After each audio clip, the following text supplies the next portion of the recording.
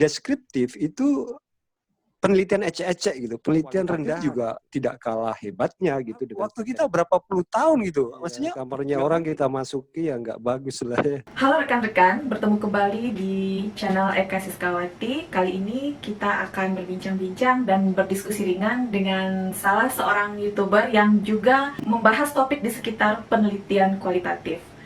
Kita hari ini akan berbincang-bincang dengan channel Curhatan Riset Kualitatif. Yuk silahkan disimak aja video berikut.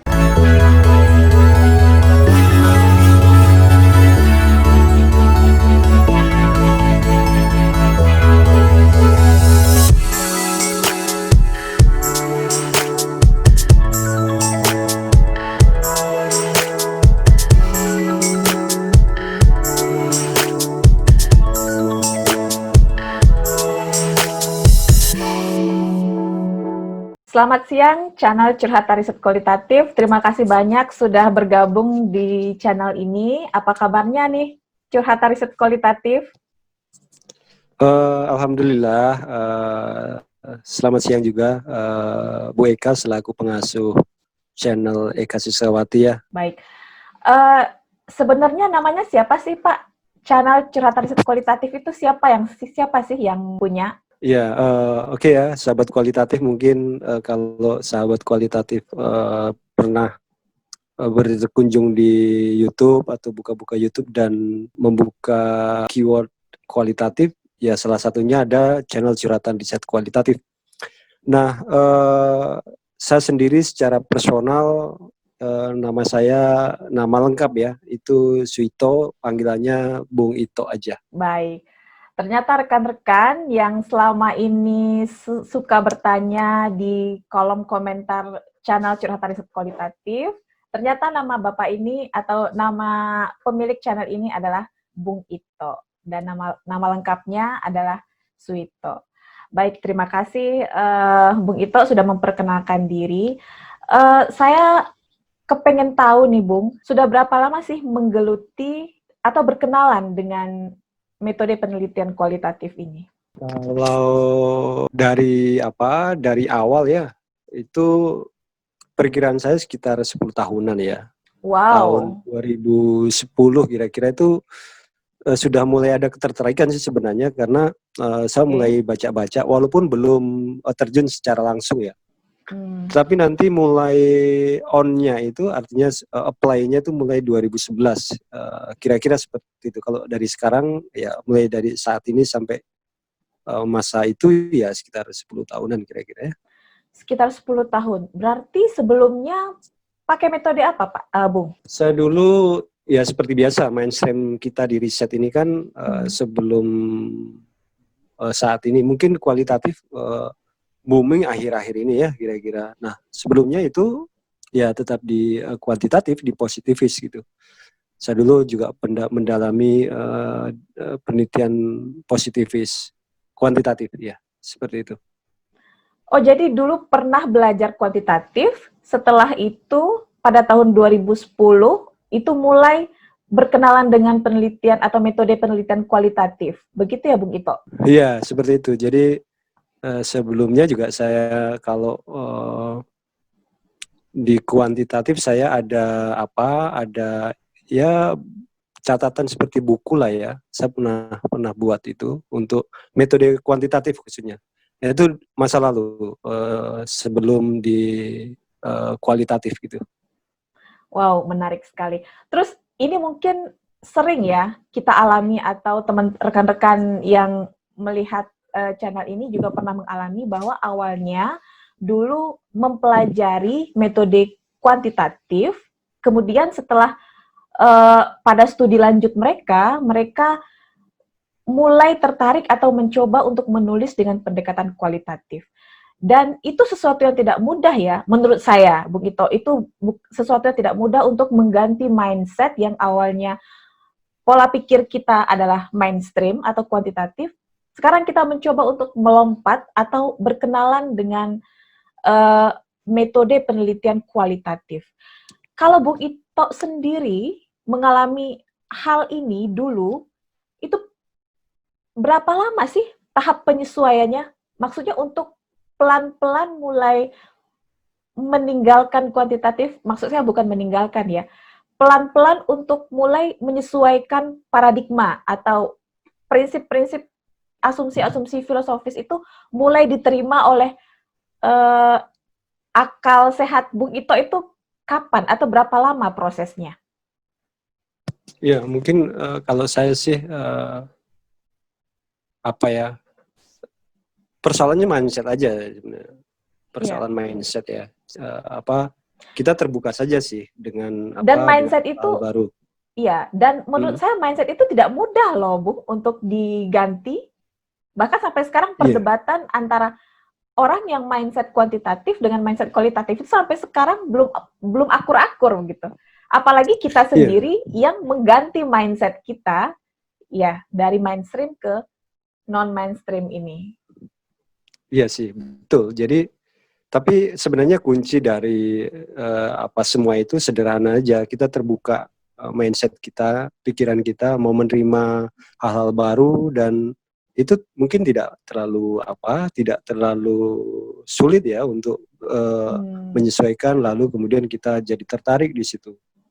Nah, itu mungkin juga Bu Eka atau Mbak Eka ya, Mbak Eka aja ya. oke. Mbak Eka juga pernah mengalami hal yang seperti itu kayaknya ya. Artinya Hmm, kita yang saat ini apa mendalami kualitatif mungkin ya secara umum sebelumnya juga apa mendalami di apa riset-riset kuantitatif mungkin sama juga gitu. Mbak Eka juga mengalami hal yang sama dan iya. saya.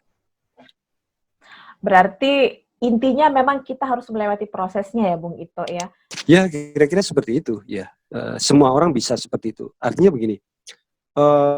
Kalau bagi saya sih bukan hal yang apa ya, yang tabu begitu dengan hal-hal baru. Kemudian ya kalau kita lebih baik, kemudian kita bisa mendapatkan manfaat yang lebih dari perubahan yang kita lakukan hari ini, kenapa tidak gitu. Itu kira-kira motivasi yang bisa kita ambil dari pergerakan perubahan kehidupan kita hari ini. Itu Baik, ya kira-kira Mbak Eka ya. iya. Eh, Kemudian Bung Ito, terkait dengan penelitian kualitatif ini lagi ya, ada yang mengatakan penelitian kualitatif ini adalah penelitian deskriptif. Maksudnya ada teman-teman yang belajar baru mengenal kualitatif ini menyebut bahwa penelitian kualitatif itu adalah penelitian deskriptif. Apakah Mm-mm. betul seperti itu? Atau jika tidak, jika statement tersebut adalah salah, berarti apakah ada penelitian kualitatif yang non-deskriptif? Atau bagaimana Bung Ito melihatnya? Iya, sebenarnya sih karena kita masih apa ya, masih terkooptasi dengan gaya berpikir di paradigma positivis ya, atau di kuantitatif, sehingga sesuatu yang tidak melibatkan statistik itu ya dianggap deskriptif gitu. Padahal kalau kita apa kita dalami dengan baik, maka sebenarnya semua penelitian itu ya deskriptif gitu. Tidak di kuantitatif maupun tidak di kualitatif ya semuanya gitu. Di kualitatif juga deskriptif, di kuantitatif juga deskriptif. Nah, karena kita itu terbiasa dengan logika itu, maka tadi sebenarnya kembali ke yang saya sampaikan bahwa sesuatu yang tidak melibatkan statistik itu dianggap deskriptif. Gitu. Nah, itu sebenarnya jargonnya. Kemudian kalau itu menjadi versi, maka eh, penelitian deskriptif itu dianggap apa ya kualitasnya tidak bagus gitu loh sebenarnya. Itu yang image yang muncul gitu. Itu problemnya gitu. Padahal kalau kualitatif itu dikonotasikan dengan deskriptif ya nggak bisa sebenarnya. Karena kualitatif itu memiliki framework tersendiri, memiliki mindset tersendiri dan konsepnya juga ada gitu, tidak sembarangan gitu atau tidak semaunya peneliti gitu, tidak bisa juga begitu gitu. Itu kira-kira. Jadi ini sebenarnya hanya mencoba menepis bahwa penelitian deskriptif atau penelitian kualitatif deskriptif itu versi cara berpikir positivis, ya itu dianggap rendahan. Nah itu yang tidak boleh seperti itu gitu. Itu aja.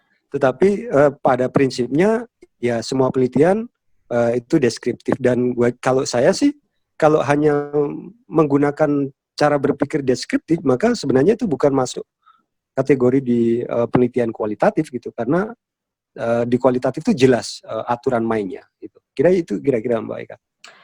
Baik, Bung. Kalau saya bisa menyimpulkan dari penjelasan tadi, artinya sebutan bahwa penelitian kualitatif itu adalah penelitian deskriptif, sebenarnya itu tidak adil ya. Karena dari penjelasan tadi saya menyimak bahwa penelitian kuantitatif pun yang menampilkan tabel-tabel statistik juga pada akhirnya akan mendeskripsikan apa makna dari angka-angka yang disajikan tersebut. Kalau begitu sebenarnya deskriptif yang dimaksud di sini itu memiliki makna yang sangat luas sekali. Deskriptif itu kan menceritakan kembali. Jadi ketika si penulis mendeskripsikan, maka si pembaca dapat memahami atau dapat membayangkan apa yang terjadi pada saat itu atau apa makna yang dapat diambil atau diserap dari informasi baik itu dalam bentuk statistik, tabel-tabel statistik maupun grafik-grafik, garis-garis yang dicoba ditampilkan oleh peneliti dalam draft tulisannya. Ya sebenarnya kalau bagi saya sih ini hanya mencoba menepis saja ya, bahwa image-nya kayak gitu loh. Image-nya itu deskriptif itu penelitian ecek-ecek gitu, penelitian rendahan gitu, penelitian sampah, itu jadi problemnya ada di situ. Termasuk mengkonotasikan juga dengan penelitian studi kasus gitu. Kualitatif itu juga itu studi kasus. Jadi terlalu rendah gitu loh harganya kalau kita mau dalami gitu. Yang saya maksud bahwa ya tidak seperti itu, kualitatif itu tidak seperti itu. Kualitatif itu bukan penelitian yang ecek-ecek, yang rendahan gitu, yang sebenarnya tidak jelas, bahkan pseudoscience misalnya tidak seperti itu gitu loh. Itu saja sih, image-nya kayak gitu. Itu yang tidak menariknya dari stigma bahwa kualitatif itu deskriptif dan kualitatif itu studi kasus. Problemnya di situ saja sih, karena mindset yang dipakai ini adalah mindset positivis atau kuantitatif, sehingga polanya bahwa penelitian yang hebat, penelitian yang bagus itu adalah penelitian yang menggunakan statistik, misalnya Amos, misalnya Evius, misalnya PLS. Nah itu yang hebat, yang angka-angkanya begitu wah gitu. Nah itu yang sebenarnya yang menurut saya tidak seperti itu gitu, sehingga kualitatif juga tidak kalah hebatnya gitu dengan penelitian kuantitatif. Itu saja stigma yang ingin saya tepis, bahwa tidak seperti itu maksudnya gitu ya. Baik, tapi terlepas dari itu semua ya Bung Ito ya, sebenarnya dua jenis penelitian ini memang mazhabnya sudah berbeda. Jadi kalau kita mencari kesamaan atau kemiripan dari masing-masingnya memang tidak akan pernah ketemu ya Bung Ito. Baik Bung Ito, Bung Ito mau tanya sedikit dulu, waktu menulis penelitian kualitatif, informannya ada berapa orang? Oh iya, saya dulu kebetulan di disertasi saya itu saya menulis terkait dengan kualitatif, dan paradigma yang saya pakai itu lebih ke arah ke spiritualis ya, kira-kira seperti itu. Kemudian informan yang saya pakai tidak banyak, sekitar 7 kalau nggak salah. Nah, itu dia. Gitu. Itu dia. Itu Ya, untuk disertasi yang saya tulis ya. Itu dia yang Bu Ito yang ingin saya tanyakan lebih jauh. 7 orang ya, sekitar 7 orang. Sekarang saya mau bertanya nih, penting nggak sih bagi seorang peneliti kualitatif itu untuk menentukan sampel informannya?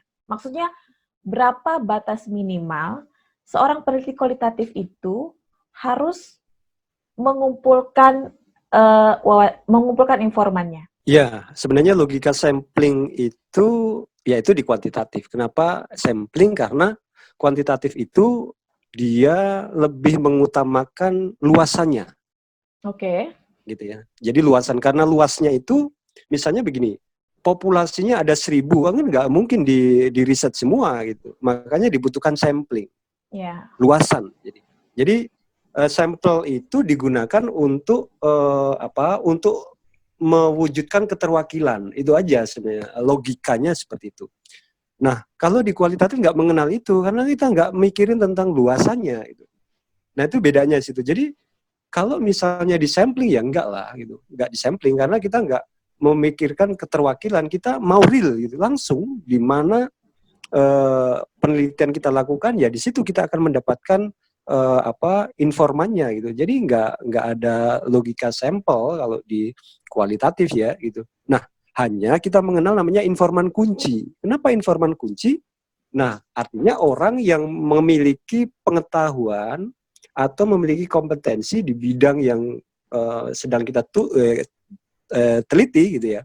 Nah itu kira-kira gitu. Jadi ya beda lah kali ya mungkin antara logika sampel dan informan kunci kayak gitu. Berarti kita peneliti kualitatif itu lebih mengutamakan kualitas ya, bukan kuantitas. Seperti yang Bung Ito jelaskan tadi, saya bisa menyimpulkan di sini bahwa informan kunci itu adalah informan yang betul-betul memahami atau betul-betul relevan dengan tujuan penelitian kita, yang bisa memberikan informasi, yang bisa memberikan kejelasan dan pengetahuan serta wawasan yang relevan dengan tujuan penelitian kita. Jadi kita tidak perlu mengambil terlalu banyak informan tapi tidak mendalam. Lebih baik kita mengambil informan-informan kunci yang mungkin saja hanya beberapa orang tapi memiliki pengetahuan yang mendalam di bidang apa yang ia pahami tersebut. Tapi Bung Ito, itu kan tidak mudah ya untuk menemukan informan kunci tersebut. Tidak mudah ya? Iya, iya sebenarnya kita melakukan semua itu ada guide-nya ya, ada panduannya. Oke. Nah kalau di kualitatif untuk menentukan itu ada di metode yang kita pakai gitu. Itu kira-kira. Jadi seperti saya mengambil si A menjadi informan kunci saya, ya itu karena metode saya memang memberikan rekomendasi bahwa si A itu pantas dan layak menjadi informan kunci saya gitu. Nah, jadi justifikasinya ada di metode ya kira-kira. Jadi bukan juga asal kita maunya dia, nggak bisa begitu. Jadi metode penelitian yang kita gunakan itulah yang menjadi pegangan kita untuk menentukan siapa yang menjadi informan kita. Nah, kemudian terkait dengan tadi, kenapa kita tidak luas dan dalam? Nggak mampu, waktu kita nggak cukup. Kalau misalnya 1.000 orang kita ulang Dalami 3 satu kali persatu. saja, itu waktu kita berapa puluh tahun gitu. Maksudnya nggak mungkin masa studi kita yang dibatasi itu untuk menyelesaikan wawancara yang begitu banyak gitu. Nah, karena itulah spesifikasi perbedaan dari kualitatif ini ya tidak perlu banyak informannya gitu, tetapi lama, dalam gitu. Nah, bedanya dengan kuantitatif banyak, tapi kan mereka tidak perlu wawancara, disebarkan kuesioner aja kan gitu. Nah Oke, itu, oke, jadi ya. ada kekurangan, ada kelebihan ya. Kira-kira ya kita tidak perlu menafikan salah satu lah ya, gitu Iya. kira-kira ya. Baik, saya tertarik tadi dengan pernyataan Bung Ito dengan kuesioner tadi. Itu boleh nggak sih peneliti kualitatif itu menggunakan kuesioner sebagai alat pengumpulan data? Karena setahu saya ya, dari buku-buku metode penelitian kualitatif yang saya baca, itu semuanya mengatakan bahwa peneliti kualitatif itu harus mengumpulkan data dengan melakukan observasi dan wawancara langsung ya ke lapangan. Sementara ada beberapa teman-teman yang bertanya apakah boleh sih Bu atau Kak saya menggunakan kuesioner begitu. Nah itu menurut Bung Ito sendiri boleh nggak sih?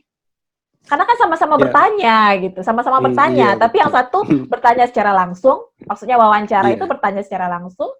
Sementara kuesioner itu kan nggak langsung lewat pertanyaan yang ditulis di atas kertas begitu. Gimana, Bung? iya. Ya nanti salah kamar ya kira-kira Oh begitu. begitu. Iya, kamarnya orang kita masuki ya nggak bagus lah ya. Mungkin Kayak begitu dijelaskan ya. maksud kamar di sini itu gimana?